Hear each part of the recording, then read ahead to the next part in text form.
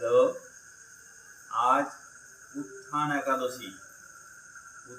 একাদশী উপলক্ষে চিরাচরিত প্রথা অনুযায়ী আজকে সন্ধ্যায় উঠানে হোক, ছাদে হোক, যে কোনো জায়গায় বড় আকারে একটা আলপনা আঁকা হয়।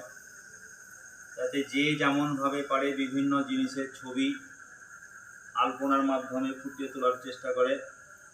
আমাদেরও সেরকম একটা যতটুকু সম্ভব করার চেষ্টা করেছে।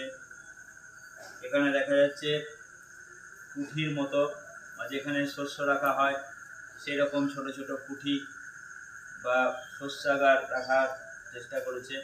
এবং এখানে রাখা হয়েছে ধান, সর্ষে, এখানে মটর ডাল, ওখানে কলাই, কুসুম, যে যতটুকু পারে, যে যার ঘরে যেরকম সামর্থ্য থাকে সামান্য দিয়ে কুঠিগুলো পূরণ করা